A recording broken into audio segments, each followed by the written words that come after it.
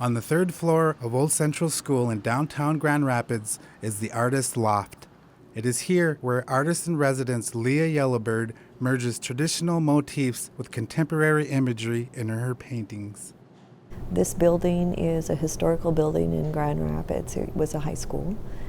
I'm originally a beader. I've been beading forever, and I wanted to paint to make it look like I was beading the canvas.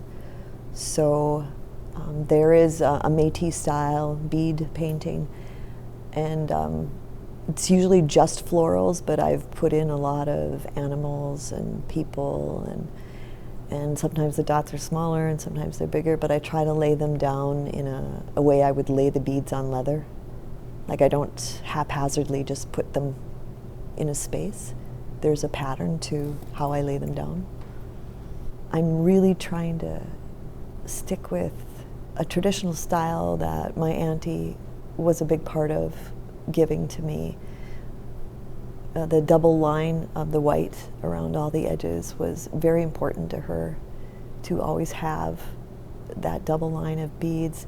And I understand it's a very, very old style, and even my regalia is beaded in that way. And I always have older people come up, elders, and ask me which grandma beaded my regalia, and it's me. Because I've kept my auntie's old style, but I've given a little contemporary twist to the colors and the combinations of the colors. But I haven't seen anything like what I'm doing. I don't usually just think of an image. I usually wake up and I've been given the image. And so sometimes I sketch it out after I wake up in the morning if I've seen something. And sometimes I don't even need to sketch it out. It's very plain, and each section of the painting is already completed in my head before I start. So I'm never looking for something to paint. It's always there.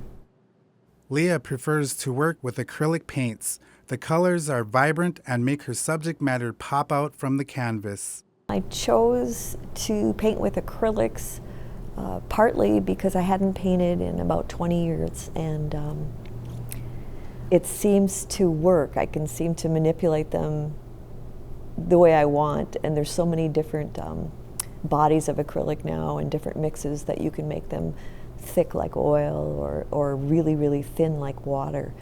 I don't always start with black. A lot of times I'll put several base coats on, and then sometimes I'll go to a lighter color, sometimes I'll go to a darker color. But in my mind, when I see the traditional Ojibwe style, I always see it on velvet, black velvet. And so that was certainly where I went to first, and I think the colors seemed to pop more on that. When the wolf hunt was really in the news big here in Minnesota, I did a piece, and there was a lot of arrows in it because it was like the government was piercing the heart of the Anishinaabe people. And I put a lot of strawberries in it, and all the strawberries were bleeding.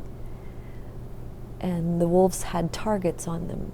But I think if you weren't in the community, in the Indian community, when you looked at it, you saw a beautiful piece with raindrops that were red. So I think, to me, the harder part is explaining the concept of why instead of what. The symmetry is definitely important for the patterns that my auntie did. Everything was probably much more symmetrical than I do now. I feel like if I don't do it symmetrical, something's not right.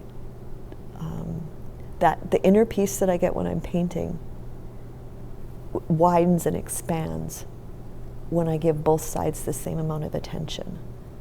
So to me, it's just a balance. It's just harmony. As an artist in residence, Leah welcomes visitors to the studio to observe works in progress or view her beadwork and other items. So far, a lot of people come up. They're watching the progress in what I'm doing with different paintings, and sometimes it's once a month they'll come up and see the difference in what's been happening in a month. My pieces don't, they're not finished early. I mean, it takes months and months and months for me to finish a piece, so they're kind of going along for the ride at the same time, and they get to be a little involved with what's going on with my paintings. I have had a couple kids come up and paint with me for a day, and it's been really interesting, their take on what I'm doing. And I think that's been the most fun for me, is having a child come up here and paint with me, and telling them that whatever they paint is right. On the art walks, the first Friday of every month, there's a lot of kids that come up, and they're very excited about what I'm doing, and I allow them to touch everything, so that makes it even better. And they ask a lot of questions, and that's really encouraging that they're interested, you know, and they're so young. It's really fun to have met a lot of people in this community that I wouldn't have met if I hadn't been here. I'm a Native artist. I definitely will continue in this vein. I think all my life I was looking for something. I didn't know what it was, and when I started painting again, the inner peace that I so desperately needed came. I think that we're all on a journey of some sort. My journey is a healing journey from a long, long time ago.